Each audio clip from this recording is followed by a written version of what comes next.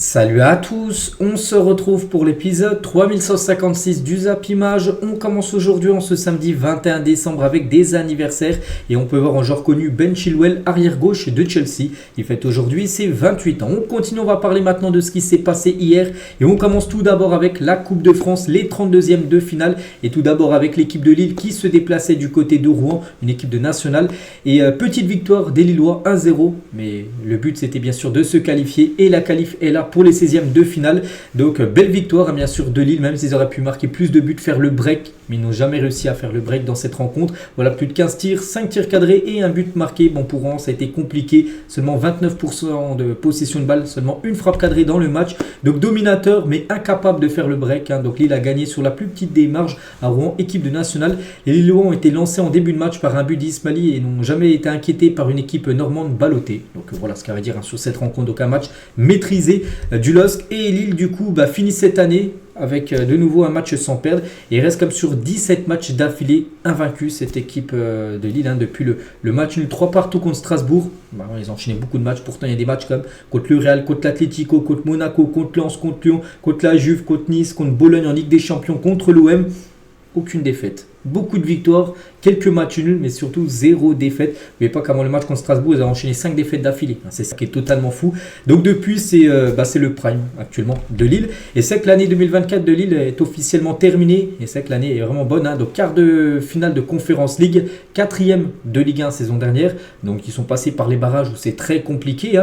Donc 17 matchs consécutifs invaincus. Donc ça bat le Real Madrid, l'Atlético et Aston Villa. Remporte 2 fois le derby du Nord. Se qualifie en 16e de finale de Coupe de France. Donc Lille pourra rêver grand en 2025, c'est que l'année elle est vraiment réussie pour cette équipe du LOSC.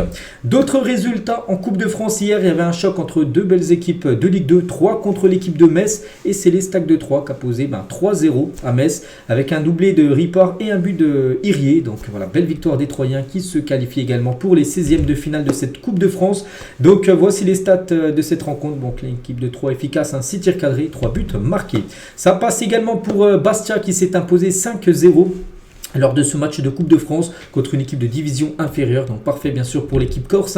Ça passe également pour l'équipe de Annecy qui s'est imposée 2-1 au Gol FC. Ça passe également pour cette petite équipe. Là c'est une surprise. C'est Haguenau qui est une équipe de National 2 qui se qualifie pour les 16e de finale en battant l'équipe de Boulogne 4-1. Voilà, donc il y a une division d'écart seulement. Mais voilà, ils ont quand même posé un 4-1, une National 1. Donc belle victoire et surtout une grosse performance de ce joueur les gars. Lawson là, celui qui a marqué les 2 buts. Pourquoi parce que déjà il a marqué 2 buts. Il a délivré 2 passes D pour l'autre buteur qui a également marqué un doublé. Donc voilà, 2 buts, 2 passes D et un carton rouge provoqué. Voilà, énorme performance de ce Gilles Lawson les gars hier contre Boulogne. Et la grosse surprise c'est la défaite Dijon FCO. Bon, pour ceux qui me suivent depuis longtemps, vous savez que j'habite à Dijon. Et voilà, je voulais savoir en Coupe de France, on a eu un tirage plutôt clément, voilà, en prenant Espali qui est une équipe de National 3, Dijon c'est en National 1, donc il y a 2 divisions d'écart. Et on a été éliminé au penalty, voilà, sans des tirs au but, donc voilà, c'est fini. Pour nous, la Coupe de France, c'est comme ça. Bref, les autres résultats, donc je crois que j'ai parlé de tous les matchs. Laval aussi a été qualifié après la séance des tirs au but. Voilà, pour faire le point sur toutes les rencontres qui ont lieu hier. Du coup, les qualifiés, voilà, on connaît les équipes qualifiées. Donc une équipe de National 3, National 2, 4 équipes de Ligue 2 et une équipe de Ligue 1. Voilà, pour l'instant, les 7 premiers qualifiés pour les 16e de finale. Aujourd'hui, grosse journée de Coupe de France. Ça commence à 15h30. Il y a beaucoup de matchs à 15h30. Ensuite, à 18h, il y a ces matchs-là. Puis ce soir, ça finira avec Calais, Strasbourg. À 21h, le dernier match de la journée. Donc aujourd'hui en grosse équipe, il y a Nice qui joue, il y a Lyon, il y a Nantes, il y a Montpellier, en équipe de Ligue 1, je vous dis. Donc il y a Strasbourg, il y a je sais pas qui, on pourrait prendre qui, il y a Toulouse qui joue contre Lyonnais cet après-midi à 15h30. Voilà, donc c'est la Coupe de France, il y aura bien évidemment des surprises et un petit rappel que toutes les rencontres sont diffusées sur Bein. Bein Sport diffuse tous les matchs, donc là c'était les matchs d'hier. Donc aujourd'hui le programme par les Bein Sport 2, 3, 4, tout dépend des matchs qui vont diffuser. Et demain, la même chose. Par exemple, le match Marseille-Saint-Etienne sera diffusé sur Bein. La même chose pour le dernier match demain à 21h. Lens contre le PSG, également diffusé sur Bein Sport 1. Voilà ce qu'il y a à dire sur la Coupe de France. On continue avec d'autres rencontres hier. Et le dernier match du Bayern Munich sur cette année 2024. Il joue contre le RB Leipzig. C'est un match de championnat. Et le Bayern finit fort. Une victoire 5-1 pour le Bayern contre le RB Leipzig. Donc Musiala a été buteur. David Leroy Sané qui Kimmich et Lemmer contre un but de Benjamin Sesko. A noter les gars, regardez, Musiala buteur au bout de 1 minute de jeu, égalisation de Sesko, 2 minutes de jeu. Il y a déjà eu 2 buts inscrits en 2 minutes de cette rencontre, hein, donc ça a commencé très fort. Donc le Bayern, rien à dire, hein, il mérite totalement la victoire, hein, 22 tirs, 9 tirs cadrés, ils ont marqué 5 buts. Leipzig, c'est seulement 4 tirs dans le match, une frappe cadrée, où ils ont réussi à marquer le but, enfin leur frappe cadrée, mais voilà, ils ont été totalement surclassés, surpassés par cette belle équipe du Bayern, et le Bayern met le paquet, hein, sur cette fin d'année 2024, et comme j'ai dit les gars, il y a eu 2 buts qui ont été inscrits au bout de 2 minutes de jeu, et c'est un record, c'est la première fois dans l'histoire de la Bundesliga que 2 buts sont inscrits en moins de 2 minutes de jeu. Voilà, parce que le premier but était inscrit au bout de 29 secondes et l'autre, là même si on peut voir 2 minutes 05, il a été inscrit au bout 1 minute 58 à peu près. Donc voilà, 2 buts inscrits avant 2 minutes de jeu, c'était jamais arrivé dans l'histoire du championnat allemand. Il a noté le gros match de Jamal Musiala, hein, comme d'habitude. Donc buteur et passeur D, hein, décisif sur 2 des 5 buts de son équipe. Donc cette saison en statistique, hein, c'est 22 matchs, toutes compétitions confondues. Et il monte son total de buts à 14 buts et 6 passes D. Voilà, bon, maintenant, c'est même plus un crack. Hein, voilà, bah, bien sûr, bon, on peut se qualifier crack, mais voilà, c'est un joueur maintenant confirmé, malgré qu'il est très jeune, bien sûr. Musiala, on n'est même plus surpris de ses performances, tellement qu'il est bon. Et à noter aussi que Mikel Olise, belle partie aussi d'Olise. Pourquoi? Parce que double passeur D, 2 passes D pour lui. Donc cette saison, en statistique, c'est 22 matchs disputés, 9 buts et 8 passes D pour l'ancien joueur de Crystal Palace. Aujourd'hui au programme en Bundesliga, donc Leverkusen joue son dernier match de l'année. Hein. Ça sera contre Fribourg à 18h30. Je sais pas, tiens, Stuttgart-Saint-Pauli ou par exemple Francfort contre Mayence, donc Dortmund, joueront eux demain dimanche. Du côté de la Liga, il y avait également une rencontre hier, Girona contre le Real Valladolid, et Girona s'est imposé 3-0 pour son dernier match de l'année 2024. Donc félicitations à eux, on peut voir, ils ont totalement aussi dominé le match. 23 tirs, 7 tirs cadrés, 3 buts à Real Valladolid, c'est une frappe dans le match, c'est tout. Donc il n'a pas été marqué 0.02 en XG, l'équipe du Real Valladolid, qui n'a pas du tout existé. Donc victoire totalement logique de Girona. Au programme aujourd'hui, voici les belles affiches. Osasuna reçoit l'équipe de Bilbao, le Celta contre la Real Sociedad, mais surtout ce soir bien sûr le premier contre le deuxième, le Barça contre l'Atlético Madrid. C'est à 21h, on en reparlera un petit peu tout à l'heure. On va parler aussi d'une rencontre en Serie A en Italie. L'AC Milan se déplaçait du côté de Hellas Vérone et l'AC Milan s'est imposé, petite victoire, mais ça donne 3 points au classement. Parfait. Reinders, ce joueur qui est pour moi tellement sous-coté, peu personne n'en parle, mais il est très très bon ce joueur. Peut-être le meilleur joueur de l'AC Milan cette saison. Bref, l'unique buteur du match, et du coup ça donne 3 nouveaux points à son équipe. Donc voilà, félicitations à l'équipe de Milan. Au programme aujourd'hui, Torino-Bologne, Genoa contre Naples et Lecce-Lazio ce soir à 20h45. Du côté de la Première Ligue, il n'y a pas eu de match hier, mais il y a des matchs aujourd'hui et demain. Et ça commence tout d'abord avec 13h30 les gars, ce gros match. Aston Villa contre Manchester City. City, on sait, il reste sur une victoire sur les 11 ou 12 derniers matchs. Aston Villa, c'est très costaud. Aston Villa, c'est une très belle équipe.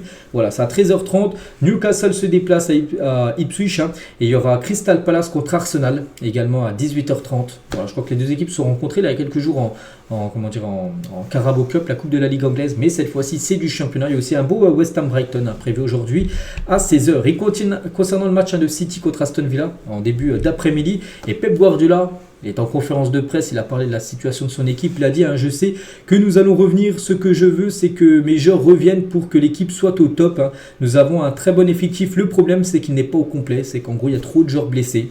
Il y a des joueurs qui reviennent, mais il y a des joueurs qui se blessent, comme Ruben Dias, et c'est officiel les gars, 3-4 semaines d'absence pour Ruben Dias, le défenseur portugais qui est blessé, donc blessure musculaire pour le portugais, parce que lors du dernier match contre Manchester United perdu, on se souvient par City, et il a joué au moins plus de 70 minutes de jeu avec une blessure, et du coup il a forcé sur cette blessure, et du coup m'a blessé. Donc Pep Guardiola vient de l'annoncer, la mauvaise nouvelle, encore pour City en conférence de presse. Donc n'oubliez pas qu'il y a un match également contre le PSG prévu fin janvier. On sera dans à peu près 4 semaines. Est-ce qu'il sera disponible ou non? On ne sait pas. Donc voilà, c'est de nouveau un coup dur pour l'équipe de City. Mais il y a des retours comme John Stone et Manuel Akanji qui font leur retour dans le groupe de City pour affronter Aston Villa cet après-midi. Il y a un joueur également blessé, c'est Mason Mount qui a été blessé lors du dernier match de Manchester en Première Ligue, c'est contre City. Dimanche dernier, officiel Amorim confirme une nouvelle rechute pour Mason Mount, de nouveau blessé, et qu'il y en a pour plusieurs semaines d'absence. On ne sait pas si c'est 2 semaines, 3 semaines ou 8 semaines, on ne sait pas, mais c'est plusieurs semaines d'absence pour Mason Mount. C'est vrai que depuis son arrivée à Manchester United, énormément blessé, c'est dommage, parce que quand je me souviens de ce joueur à Chelsea il y a encore quelques années, c'était bien sûr du très haut niveau. Bref, on continue, on va parler d'un match de légende. C'est entre le Real Madrid légende et le Barça légende. Ça s'est déroulé hier. Et victoire du Barça légende 5-2. Il y avait déjà eu aussi ce match il y a quelques semaine. Donc là, c'était de nouveau un match. Et voilà, le Barça Légende 5-2 avec un triplé de David Villa, ancien attaquant bien sûr, espagnol du Barça. Saviola et Kluivert ont été buteurs côté Barça Légende. Et concernant le Real Madrid Légende, c'est Michael Owen, un joueur qui a remporté le Ballon d'Or, le joueur anglais, qui a marqué le doublé côté Real Madrid Légende. Donc voici quelques photos. Donc à noter que le Barça avait un maillot un peu spécial. Je ne les ai jamais vus avec ce maillot-là. Bon, c'était le maillot qu'ils ont porté lors de ce match. On peut voir bien sûr David Villa avec son triplé. Et Xavi, qui était bien sûr présent. On peut voir Thierry Henry, qui a également joué lors de cette rencontre. Il y avait Luis Figo, même Carles Puyol, donc même Cannavaro, qui est leur défenseur italien qui a gagné le Ballon d'Or 2006, était présent bien sûr lors de cette rencontre entre les légendes bien sûr de ces deux clubs historiques. On continue les gars, donc aujourd'hui on est le 21 décembre et dans un an, jour pour jour, ça sera le début de la Coupe d'Afrique des Nations. N'oubliez pas que cette CAN les gars se déroulera l'année prochaine, dans un an. Regardez les dates, donc dimanche 21 décembre, donc là on est le 21 décembre 2024, donc le 21 décembre 2025 jusqu'au dimanche 18 janvier 2026 sera la Coupe d'Afrique des Nations qui sera du côté du Maroc. Donc ça démarre dans un an, jour pour jour. Et à noter que le 27 janvier prochain sera le tirage au sort des poules concernant cette compétition. On continue aussi avec un tirage au sort des 16e de finale de la Youth League et la Ligue des Champions Juniors. Donc voici toutes les rencontres. Donc à noter, il y a 2 clubs français dedans. Donc on connaît, voilà, Lille du coup affrontera l'Inter Milan et Monaco affrontera l'équipe du Sporting. Quand même des gros morceaux, donc il y aura un Real Madrid Dortmund, il y aura un Liverpool Stuttgart, il y aura, je sais pas, l'Atalanta contre les Dynamo Kiev, des autres matchs, le Bayern contre le Betis Séville ou par exemple, je sais pas, City contre Midtjylland. Voilà, toutes les rencontres bien sûr concernant cette Ligue des Champions. Youth League concernant le PSG ou même Brest, ils ont été éliminés dès les matchs de poule et ils ne sont plus qualifiés dans cette compète. Bref, on continue avec d'autres infos et on va parler de ce coach. Ivan Juric sera le nouvel entraîneur de Southampton. Accord trouvé entre les deux parties, le contrat sera signé aujourd'hui, demain, voilà, il ne veut pas à quelques heures près, mais voilà, il va signer du côté de Southampton. N'oubliez pas que lui, il était déjà arrivé en octobre. Il est devenu entraîneur de l'AS Roma. Bon, il a floppé, il s'est fait virer, il est resté 4-5 matchs, les résultats n'étaient pas bons, viré. Et du coup, maintenant, il va être entraîneur de Southampton. Voilà, ce coach, Juric. Lyon pourrait se séparer de Ryan Cherki en cas d'offre importante. Le club a besoin de vendre et Cherki reste une grosse valeur marchande de l'effectif, peut-être même la plus grosse valeur marchande. Et du coup, si une belle offre arrive, il pourrait partir. Mais pas, j'en ai parlé, je crois, hier. 2 clubs très intéressés, le PSG et Liverpool, à suivre de près. Ryan Cherki qui pourrait potentiellement quitter Lyon dès le mercato hivernal qui commence ses portes dans 10 jours, ça commence le 1er janvier prochain. Du côté de l'OM, Amin Harit pourrait lui aussi quitter son club, il pourrait quitter l'Olympique de Marseille dès cet hiver, lui qui joue peu quand même cette saison, Amin Harit, donc voilà, si une belle offre arrive, il sera vendu. Et Roberto De Zerbi, le coach de l'Olympique de Marseille, sur la rumeur Paul Pogba. Donc j'aimerais avoir que des champions dans mon effectif. Pogba a toujours été un champion, mais honnêtement, lors de nos réunions avec le staff, on n'en a jamais parlé. Voilà, d'un Pogba à Marseille. Après, s'il y a des champions qui arrivent, on peut tenter de trouver de l'espace pour Paul Pogba. Donc voilà, il a dit qu'il n'y a pas de contact, mais s'il y a moyen de le faire, voilà, en gros, tu essaierais de le faire. Et Mehdi Benatia, lui, sur la rumeur Paul Pogba, qu'est-ce qu'il a pu dire, le conseiller et bientôt directeur sportif de Marseille, Mehdi Benatia, il a dit aujourd'hui il faut faire attention aussi aux équilibres du club. On a des joueurs très performants également au milieu. C'est vrai que voilà, tu as déjà des joueurs qui sont très bons, Rabiot, Jbert, tout ça, c'est quand même du haut niveau. Si tu ramènes un Pogba, ça peut peut-être faire dérailler le milieu de terrain de Marseille, on ne sait pas. Donc Paul, c'est le respect que je lui porte et l'affection au-delà du top joueur. C'est un vrai leader. Pablo a parlé de lui. Il a tout dit. Il apprécie beaucoup. Forcément, tu le vois sur le marché. Tu as envie de jeter un œil voilà, sur ce joueur qui est libre. Aujourd'hui, concrètement, est-ce que l'OM peut se permettre de ramener un joueur comme Pogba s'il n'est pas prêt physiquement et qu'il faut attendre 6 mois? Parce que Pogba, peut-être quand il va arriver au mois de mars, mais est-ce qu'il pourra jouer dès le mois de mars? Par exemple, je ne sais pas, il vient le 20 mars, est-ce qu'il peut jouer le week-end après? Ça m'étonnerait, il va lui falloir quand même pas mal de semaines d'entraînement, tout ça pour être apte à jouer un match. Donc c'est pour ça qu'il faut le prendre pour qu'il soit vraiment à 100% pour le début de la saison d'après. Donc voilà, c'est pour ça que tout ça, il faut être étudié. Mais voilà, c'est quand même un joueur qui intéresse Marseille parce que souvent, on en parle avec ce De Zerbi ou Mehdi Benatia, il parle bien sûr du joueur Paul Pogba et toujours tient avec lui, rien à voir avec Marseille, mais par rapport avec l'affaire de ses frères. Et Pogba prend la parole après la condamnation à 1 an de prison ferme pour son frère Mathias. J'en ai parlé hier. Donc je peux enfin tourner la page. Cette conclusion est l'occasion pour tout le monde de se concentrer maintenant sur l'avenir. Maintenant que le jugement a été rendu, je peux me concentrer pleinement sur mon retour au football professionnel. Il n'y a pas de gagnant dans cette affaire qui implique des membres de ma famille et des personnes que je connais depuis l'enfance. Voilà, par rapport à la séquestration, qu'il aurait eu des demandes d'argent. Donc voilà, maintenant il dit enfin qu'il peut tourner la page parce que voilà, le verdict est tombé, bien sûr, pour toutes les personnes impliquées dans cette affaire. On continue, on va parler de Chancel Mbamba, défenseur de l'Olympique de Marseille, mais il pourrait partir. Le Stade Rennais est intéressé par le défenseur de la RDC. L'OM serait heureux de récupérer une indemnité de transfert, mais le joueur préfère partir libre l'été prochain. Il est en fin de contrat, en fin de saison. Donc voilà, Rennes serait intéressé. Après le joueur, il se dit, voilà, moi je préfère encore rester toute la saison à Marseille, même si je joue pas. Mais comme ça, si je rejoins un club gratuitement l'été prochain, je peux toucher une prime à la signature. Prime à la signature, des fois, ça peut monter à 2, 3, 4 millions. Donc voilà, ça peut être intéressant, bien sûr, pour le joueur. Donc voilà, concernant la situation de Chancel Mbamba. Du côté du Paris FC, on sait que cette équipe a été rachetée. Est-ce qu'ils vont débourser des folies là, lors du mercato hivernal? Et pas de folie pour ce club du Paris FC cet hiver. La tendance est une ou deux arrivées en attaque et en défense. Son recrute, ça sera très limité et sur des profils de très haute qualité, avait indiqué François Ferrassi. Ouais, je crois que c'est le directeur sportif du Paris FC. Donc en gros, voilà, ils vont recruter, mais ils vont pas faire venir 10 joueurs, ça sera peut-être 1 voire 2 joueurs, mais de bonne qualité, qui pourraient arriver du côté du Paris FC.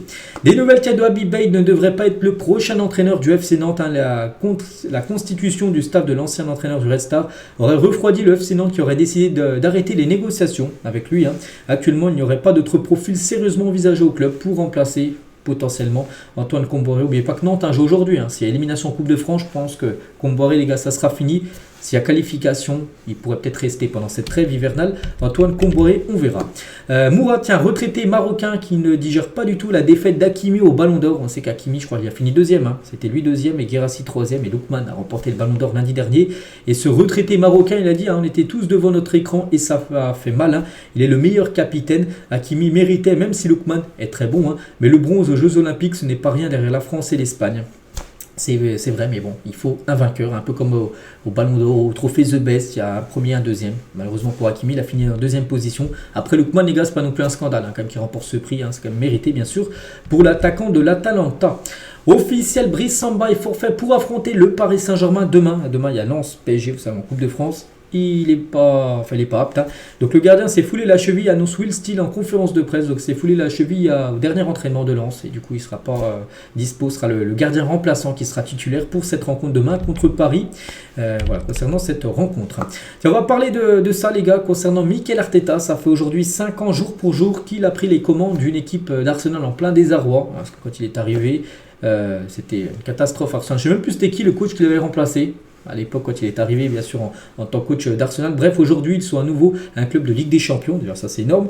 Et ils ont concouru pour la Ligue au cours des 2 dernières saisons. C'est une équipe maintenant qui peut prétendre à remporter le championnat. Alors qu'il y a 5 ans, quand il est arrivé, Arsenal était 12-13e au classement. C'était une équipe qui était en perdition totale. C'est qu'il a ramené un bien fou dans cette équipe des Gunners. Le coach espagnol. Thiago Silva était présent au centre d'entraînement de Chelsea. Thiago Silva et John Terry. Donc, on aurait bien aimé les voir jouer ensemble, ces deux-là. Ça aurait été bien costaud en défense centrale. Malheureusement, ils n'ont pas pu jouer, ils n'ont pas été de la même génération, où un autre joueur est parti, comme Thiago Silva lui est parti plutôt à Milan, mais c'est dommage, on a pu les voir bien sûr les deux ensemble. Et les louanges que recevait la légende John Terry à l'époque, Ancelotti l'a dit à John Terry est le capitaine de tous les capitaines des autres équipes. Frank Lampard, qu'est-ce qu'il peut dire sur John Terry? À mon avis, c'est le meilleur défenseur central du football mondial depuis longtemps. Et Ronaldinho, qui a souvent affronté bien sûr John Terry. Donc Maldini et Terry sont deux des hommes les plus coriaces que j'ai rencontrés sur le terrain. Voilà, donc maintenant il est toujours à Chelsea, John Terry, mais je ne sais plus ce qu'il a un rôle. Il a un rôle de, je sais plus quoi, dans le club. Il n'est pas entraîneur, c'est Maresca, mais il a un rôle... je ne sais plus c'est quoi exactement son rôle, mais il travaille toujours du côté de Chelsea. Il y a des nouvelles de Dele Alli, qui annonce son départ d'Everton. Donc l'anglais de 28 ans n'a plus joué le moindre match depuis 2 saisons quand même. Donc élu quand même, n'oubliez pas, meilleur jeune joueur de Première Ligue en 2016 et 2017. Il a remporté ce prix de la pépite, on va dire, en PL. Et depuis, il est en perdition totale. Donc Dele Alli est actuellement libre. Et le joueur anglais rejoindra le club italien de Como, où il commencera à s'entraîner avec l'équipe le 26 décembre. Là, dans 5 jours, il commencera, parce que la Como, là, ils sont... Enfin là, ce week-end, ils vont jouer leur dernier match. Après, ils vont avoir quelques jours de repos. Le 26, ils reprennent l'entraînement. Et il sera là, Dele Alli, en gros. Et s'il est bon, il signera un contrat jusqu'à la fin de saison. Il jouera dans l'équipe de Fabregas. On va parler de Rulli. Tiens, forfait pour le match de Coupe de France face à l'AS Saint-Etienne. Le gardien de l'Olympique de Marseille. Très bon gardien, le gardien argentin. En gros, le gardien argentin est victime d'une gêne musculaire. Donc du coup, demain à 14h45, ça sera son remplaçant Geoffrey Delange, ce gardien néerlandais qui devrait, je crois, connaître ses premières minutes. Je crois qu'il n'a toujours pas gaulé une fois cette saison avec Marseille. Donc il sera titulaire demain pour cette rencontre. Paul Lirola, lui, est forfait pour les prochaines semaines. L'Espagnol est victime d'une fracture costale. Voilà, de toute façon, il aurait été suspendu. Il ne pouvait pas jouer parce que je crois il avait pris un rouge lors du dernier match contre c'était Lille. Il a pris 2 matchs de suspension. Mais bon, là, vu que c'est de la coupe, il aurait pu potentiellement jouer, vu que c'est pas la même compète. Mais il ne pourra pas jouer de toute façon parce qu'il est forfait. Donc il va revenir mi-janvier après sa suspension. Et toujours, tiens, avec 2 heures billes, pas question de faire tourner, même en Coupe de France. Voilà, donc il va mettre la meilleure équipe malgré que ce ne sera pas le gardien titulaire parce qu'il est blessé. Tu n'as pas le choix, mais sinon il va mettre les meilleurs joueurs demain pour le match contre Saint-Etienne. Il a dit, donc dimanche, ce sera la meilleure équipe qui va jouer à Saint-Etienne. Donc sans faire de cadeau à des joueurs qui ont moins de temps de jeu, parce que souvent la coupe, tu permets à des joueurs qui jouent moins de jouer plus. En gros, ils jouent pendant la coupe. Là, non. Marseille mettra la meilleure équipe demain. Donc, on sait que la Coupe de France manque à l'OM et aux supporters, on souhaite la gagner. C'est pour ça qu'il veut mettre toutes ses chances de son côté. Il mettra la meilleure équipe possible. Et puis, Marseille s'est imposé, je crois, 2-0 il y a quelques semaines du côté de Saint-Etienne en Ligue 1. Le Paris Saint-Germain souhaite un joyeux anniversaire au meilleur buteur de son histoire. Il s'agit bien sûr de Kylian Mbappé. N'oubliez pas, 256 buts avec le club hier. Mbappé, c'était ses 26 ans. Et son ancien club, Paris, même si on a l'impression que c'est un peu de l'eau dans le gaz entre le PSG et Mbappé, et le Paris Saint-Germain, les gars, ont quand même mis un petit communiqué pour souhaiter un bon anniversaire, bien sûr, parce que ça reste comme une légende du club, même si actuellement on a l'impression que la relation n'est pas bonne. Ça reste le meilleur buteur de l'histoire du club. Il a apporté quand même beaucoup à cette équipe parisienne. Et tiens, Eduardo Camavinga Mbappé, longue vie man. Voilà ce qu'il a pu mettre Camavinga sur son réseau Instagram pour souhaiter un bon anniversaire à Kylian. Et Kylian, hier, il a fêté son anniversaire hier soir. Et merci pour tous vos messages en anniversaire. Ça m'a énormément touché. Big love. Voilà, donc Mbappé maintenant se concentre sur le dernier match du Real demain contre l'équipe de Séville. Et Mbappé, tiens, 28 trophées. Modric, il a remporté son 28e trophée, la FIFA Intercontinental Cup, mercredi. Et il a dit, Mbappé, c'est plus que mon âge, le qui a fêté 26 ans. Hier. Et toujours avec Kylian, Dieu a un plan pour tout le monde. Je crois en Dieu, je pense qu'il n'y a aucun hasard dans tout ce qui arrive. J'essaie de rendre tout ce qu'on m'a donné parce que j'ai eu un cadeau de Dieu. Voilà, ce talent, ce don de jouer au football. Donc, c'est ça qu'il a un talent, bien sûr. Et selon son avocate, l'avocate de Kylian Mbappé, par rapport, vous savez, à l'affaire des salaires impayés avec le PSG, elle a dit le PSG veut s'échapper au règlement du football. Elle estime que le PSG fragilise tout un système en refusant de régler les 55 millions d'euros de salaires impayés. C'est pour ça que voilà, il y en a un gros qui s'est un petit peu surpris que le PSG mette ce communiqué en souhaitant un bon anniversaire à Kylian Mbappé, alors que vous savez, il y a toujours une histoire entre les deux des salaires impayés. Mais voilà, pour son avocate, elle espère bien sûr que le Paris Saint-Germain payera. De toute façon, ça va au prud'homme et au prud'homme ceux qui trancheront. Ce sera soit le PSG ou soit Mbappé qui gagnera. Donc, c'est Mbappé, donc le PSG devrait bien payer cette somme à Kylian Mbappé, son ancien joueur. Des nouvelles de Memphis Depay qui est de retour au Ghana pour ses vacances. Le Néerlandais en profite pour jouer au football avec des locaux et s'amuse à faire sa fameuse célébration. Le joueur tient ses origines ghanéennes de son papa, parce qu'actuellement, lui qui joue au Corinthians, ça je crois que le championnat est fini, le championnat de brésilien, c'est Botafogo qui a remporté le championnat plus la Ligue des champions sud-américaine. Donc actuellement, c'est les vacances. Et du coup, il est parti au Ghana. Profiter de ses vacances, Memphis Depay. On va parler cette fois-ci d'un match qu'il va certainement regarder Depay parce qu'il a joué dans ces deux clubs. Le Barça contre l'Atlético. C'est ce soir et ça fait la une du journal Équipe aujourd'hui. Libéré, regretté en une et c'est Griezmann qui fait la une. Donc Griezmann flambe avec l'Atlético près de 3 mois après avoir annoncé sa retraite internationale. Un retour en bleu serait-il possible ? Point d'interrogation bien sûr. Et tout d'abord, Antoine Griezmann va beaucoup mieux depuis qu'il a quitté les Bleus selon un proche. Donc il se sent soulagé, il s'est libéré d'un gros poids dans la tête. Il a retrouvé le sourire et de la légèreté. Ça a été une petite renaissance depuis qu'il a dit stop. En gros, voilà, ça va beaucoup mieux pour Griezmann. Donc quand on peut voir la question, un retour en bleu serait-il possible ? Alors qu'un proche de Griezmann dit qu'il va beaucoup mieux depuis qu'il a arrêté. On se dit non, un retour les gars, n'est pas du tout au programme. Donc Griezmann aussi a pris pour lui les critiques de Mike Maignan dans le vestiaire après France-Italie en septembre dernier où la France s'est inclinée, souvenez-vous, un 3-1 contre l'Italie, c'était au Parc des Princes. Donc tu lui as mis une balle dans la tête, soufflé en octobre un membre influent du staff au gardien de but parce que Mike Maignan avait reproché à ses coéquipiers un comportement de starlet dont Mbappé et Griezmann il avait pris ça pour lui. Voilà, donc lui il avait très mal pris ça, Griezmann, avec Mike Maignan parce qu'il avait perdu 3-1, la France avait mal joué. Il a dit dans le vestiaire, voilà, il y en a ils se prennent vraiment comme des starlets et Griezmann avait pris ça pour lui. Voilà, pour lui vraiment ça a été très dur. Et la FFF, les gars, a prévu un hommage pour Griezmann. et Giroud. En mars, avant France-Croatie, pour le quart de finale retour de la Ligue des Nations, il y aura un petit hommage, bien sûr, par rapport à ces deux légendes qui ont arrêté avec l'équipe de France ces derniers temps. Et toujours avec Griezmann, mais cette fois-ci avec son club de l'Atlético. Donc, n'oubliez pas, cette saison, c'est 24 matchs, 11 buts, 6 passes D. Vraiment des stats incroyables. Et Griezmann, ce soir, qui joue contre son ancien club, le Barça. N'oubliez pas qu'il a déjà joué comme 15 fois contre le Barça dans sa carrière en Liga. Je vous parle seulement en championnat. Et c'est le seul club où il n'a jamais réussi à marquer. Et il a marqué contre 29 des 30 clubs différents qu'il a pu affronter en Liga, mais jamais le Barça. Jamais il a réussi à marquer un but contre le Barça. On verra ce soir, bien sûr, s'il sera buteur Griezmann, parce qu'il sera certainement titulaire contre le Barça. Il tient toujours avec l'Atlético, vu qu'on parle de cette équipe qui peut être, pourquoi pas, la surprise cette saison en Liga. Il y a beaucoup qui attendent soit le Barça ou le Real. Mais l'Atlético est aussi une équipe qui peut aspirer à remporter le championnat. Et l'Atlético Madrid a quand même eu de sacrés attaquants sur les dernières années. Donc Griezmann qu'on parlait, mais il y a eu Torres, il y a eu Costa, il y a eu Suarez, il y a eu Alvarez, il y a eu Falcao, Forlan, Agüero, même David Villa. Que des immenses, bien sûr, buteurs sont passés du côté des Colchoneros. C'est toujours avec l'Atlético Madrid, parce que maintenant ils jouent au Wanda Metropolitano. Mais avant, leur stade s'appelait le Vicente Calderón. Il y a encore quelques années, à peu près 10 ans, même moins, 8 ans, ils jouaient dans ce stade. Et en gros, il y avait une autoroute qui passait sous le stade. Voilà, on peut voir là, par exemple, un match. Et une autoroute passait sous la tribune du stade. Voilà. Bon, depuis, il a été, je crois, démoli. Et détruit ce stade. Bref, Ruben Amorim sur le cas Anthony, donc il manque de confiance. Je vais l'aider à retrouver son meilleur football comme lorsqu'il jouait avec l'Ajax Amsterdam. Il va devoir travailler dur, mais je suis confiant. Même si voilà, ses derniers matchs ne sont pas bons. Il y a le match qu'il a joué là, c'était contre qui Tottenham là, en Carabao Cup. Je vais montrer ses stats, 0 partout les gars. Même 0 dribble réussi sur 4 tentés. Un match catastrophique. Mais voilà, Ruben Amorim croit encore, bien sûr, à Anthony, même s'il a vraiment beaucoup de mal. Depuis son arrivée en Angleterre, Maxime Lopez est de retour à Marseille, a pu assister à l'entraînement du jour du côté de Marseille, avant bien sûr le match à demain contre Saint-Etienne. Voilà, Lopez, n'oublie pas, ancien joueur de l'Olympique de Marseille. Tiens, côté Lens, qui va affronter demain le PSG en Coupe de France. Donc le Racing Club de Lens n'a jamais gagné la Coupe de France. L'objectif est ici. Donc eux, demain, ils misent beaucoup. Bon, eux, ils n'ont pas de chance qu'ils tapent le PSG. Dès les 32e de finale, ils auraient pu taper une nationale, où ça aurait été soi-disant peut-être plus facile. Là, ça sera le PSG en face. Mais voilà, l'objectif, bien sûr, c'est de gagner la Coupe de France. Mais voilà, il va falloir éliminer le dernier champion de la Coupe de France, l'équipe parisienne. Opéry pourrait quitter le Havre pour rejoindre l'Istanbul Başakşehir. Voilà, ce joueur du Havre, les gars, pourrait prendre la direction du championnat turc. Il y a des nouvelles de Jürgen Klopp, l'ancien coach de Liverpool, est attendu à Charletti le 11 janvier prochain pour assister au match de Ligue 2 entre le Paris FC et Amiens. N'oubliez pas que lui, maintenant, il a un rôle. Il n'est plus entraîneur, mais il a un rôle, je crois, de directeur général dans le groupe Red Bull. C'est lui qui va gérer un peu les équipes où il y a le Red Bull. N'oubliez pas que Red Bull, on a acheté aussi des parts dans le Paris FC. Donc il sera présent le 11 janvier prochain à Charletti, un match à domicile pour le Paris FC. Léo Messi, les gars, a posté une story Instagram. Voilà, sa dernière story Instagram avec tous ces maillots-là.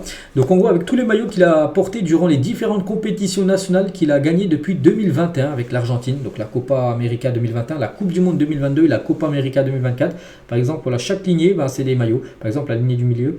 C'est tous les maillots en gros qu'il a gardés de la Coupe du Monde, de tous les matchs qu'il a pu disputer. Il a une pièce chez lui où il a mis tous ces maillots-là par rapport aux 3 gros trophées qu'il a remportés, bien sûr, avec l'Argentine.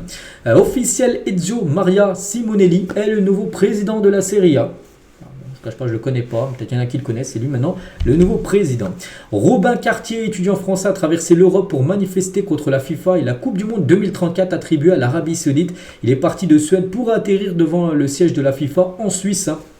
Suède en Suisse, les gars, voilà, pour protester, parce qu'en gros c'est par rapport au climat, tout ça, que l'Arabie Saoudite ne respecte pas le climat, et en gros il veut pas en gros que cette Coupe du Monde se déroule dans ce pays. Bon, ça a déjà été validé dans ce pays saoudien, bien sûr, la Coupe du Monde 2034. Musiala est encore hanté par la main de Marc Cucurella à l'Euro 2024. Regardez, ça c'est une frappe. Elle va ballon décollé, enfin là, plutôt le bras décollé du corps, c'était pénalty, je crois. Je crois que l'arbitre n'avait rien dit. Donc la main me hante encore à chaque nuit, mais je ne peux rien changer. À chaque fois que je vois la vidéo, je passe la vidéo. Voilà, donc en gros, parce que des fois il va sur TikTok et des fois il voit ça, cette main, et dès qu'il voit ça, il zappe vite parce qu'il ne peut plus voir ça. Parce que du coup, n'oubliez pas que l'Allemagne avait été éliminée, bien sûr, contre l'équipe espagnole. Officiel, Wilfried Singo s'en tire sans sanction suite à son duel avec Donnarumma, mercredi dernier, vous savez, le crampon en plein visage. La commission de discipline a juste donné un match de suspension à l'Ivoirien pour accumulation de cartons jaunes parce qu'il avait pris un jaune. Et du coup, il a pris 3 cartons jaunes. En gros, quand tu prends 3 jaunes sur les 10 derniers matchs, tu es suspendu un match. Voilà, c'est juste à cause de ça qu'il est suspendu un match, mais en gros, il n'a rien eu par rapport à la semelle. En gros, il a mis, on a l'impression que c'est C'est banal, c'est normal en gros ce qu'il a fait. C'est fou, hein. Donc rien n'a été acté suite à son duel dévisageant le portier italien. Donc ouais, ça sort quand même très très bien Singo parce que peut-être en Angleterre ou en Italie, en Espagne, les gars, il aurait pu prendre énormément de matchs, mais là il prend un match par rapport au jaune qu'il a pris avant, mais 0 match par rapport à ça, et c'est totalement quand même un scandale là. Officiel, l'Ajax Amsterdam annonce son partenariat avec l'équipe de Como, une équipe italienne. Ce partenariat servira à conclure des échanges de joueurs entre les deux clubs et d'également s'échanger leurs compétences. Voilà, donc partenariat entre l'équipe néerlandaise et l'équipe italienne. Voilà, tout est dit. Il y aura peut-être des fois des échanges de joueurs, des prêts de joueurs dans une et l'autre équipe. Hein. Et toujours tiens avec l'Ajax, hein, un jeune U11 de l'Ajax, hein, Zinedine Chayat, a fait 2424 jongles, hein, c'est énorme, hein, devant les spectateurs de la Cruyff Arena. Il a retardé le début du match de l'Ajax et impressionné les pros qui ont fait une pause pendant le réchauffement pour le féliciter. Voilà, donc il a jonglé, bon, je ne sais pas pendant combien de temps, pendant longtemps, parce qu'il a fait plus de 2424 jongles. Voilà, il y a même les pros derrière qui étaient en train de l'applaudir et de le féliciter. Donc voilà, peut-être un nom à surveiller. Bon, après, c'est pas qu'il fait beaucoup de jongles qui va devenir footballeur pro. On peut voir qu'il gère très bien, on peut dire. Et il maîtrise très bien son ballon. Des discussions entre le Galatasaray et le PSG ont eu lieu pour le prêt de Milan Skriniar. Hein. Le joueur est d'accord pour quitter le club en janvier. Hein. Skriniar, on sait qu'on se rapproche, hein, parce que je vois beaucoup d'infos quand même. Là, en plus, on arrive bientôt au mercato hivernal. Beaucoup d'infos sur un départ de Skriniar. Et le Galatasaray devrait être le club du défenseur slovaque. Concernant Carlos Soler, hein, je pense que beaucoup de personnes n'oublient. N'oubliez pas qu'il appartient à Paris. Hein. Paris l'a prêté à West Ham. Et West Ham veut garder Carlos Soler parce qu'il fait du bon taf. Ils sont vraiment très convaincus. Et il a une option d'achat aux alentours des 20 millions d'euros. Il pourrait lever cette option d'achat, donc ça serait une très bonne nouvelle bien sûr pour le PSG. Bamo Meïté, la priorité de Montpellier pour cet hiver. Voilà, lui qui joue peu, hein, comme du côté de Marseille pour être prêté du côté de Montpellier. Malik Fofana n'envisagerait pas une seule seconde de quitter Lyon cet hiver, donc il se sent bien au club et veut continuer de progresser, le jeune Belge. Hein, qui est très bon les gars, donc lui souhaite rester, hein, du côté de l'Olympique Lyonnais. Concernant Victor Osimhen, on peut voir que le Paris Saint-Germain a contacté Victor Osimhen pour cet hiver, donc c'est Fabrice Hawkins, hein, quelqu'un de bien renseigné, hein, c'est fiable, hein, Fabrice Hawkins, hein, qui dit ça, donc dossier après complexe, hein, PSG peut contacter Osimhen, mais bon, ça ne veut pas dire que le joueur va venir, hein, donc dossier complexe car il dépend déjà du sort de Randal Colomani, parce que si Colomani part, là il y a des chances qu'Osimhen vienne, et si Colomani reste, il ne viendra pas, c'est quasiment sûr. Donc, bref, et Luis Enrique pourrait aussi ne pas valider la piste voulue par Luis Campos, et le joueur n'est pas insensible, mais se sent bien en Turquie. Donc voilà, le joueur est intéressé, mais il est bien en Galatasaray. Aussi Luis Enrique qui pourrait dire non aussi. Vous avez vu, hein, c'est très complexe, mais c'est pas non plus impossible. Il n'y a rien qui est impossible, bien sûr, surtout avec le PSG, hein, qui a déjà fait venir des joueurs comme Messi ou Neymar, donc ils peuvent faire venir, bien sûr, un joueur comme Victor Osimhen. Donc s'il venait à venir, les gars, ce serait aux alentours des 75 millions d'euros. Et en parlant de Randal Colomani, qui est lié un peu à Victor Osimhen, hein, parce que s'il part, là, Osimhen pourrait venir. Donc lui, il est sollicité quand même par Monaco. Bon, il suscite également de l'intérêt de clubs anglais et allemands. J'ai vu que West Ham, Manchester United, hein, par exemple, sont intéressés par l'attaquant parisien. Bouna Sarr. Donc je reçois énormément de messages de supporters de Marseille. Il y a beaucoup de gens qui ne seraient pas contre un coup de main de Bouna Sarr aujourd'hui à l'OM. Voilà, lui qui est parti, c'était au Bayern. Je ne sais même plus s'il est encore sous contrat au Bayern ou il est libre, je ne sais plus trop ce qu'il a, mais voilà, en gros, il reçoit encore beaucoup de messages de supporters de l'OM pour un retour de Bouna Sarr à l'Olympique de Marseille. Et on finit, dernière info du jour, les gars, avec Jonathan David, et c'est officiel et c'est totalement mérité. Est nommé joueur canadien de l'année 2024. Félicitations à lui. Il succède à Alphonso Davids, hein, qui a remporté le prix en 2023. Voilà, c'est vrai que l'année 2024 est incroyable bien sûr pour Jonathan David. Donc voilà, concernant l'attaquant lillois. Donc voilà les gars ce qu'il y avait à dire aujourd'hui. J'espère que ça vous a plu. On se retrouve nous demain dimanche bien sûr pour le prochain numéro. Je vous souhaite une très bonne journée et à demain.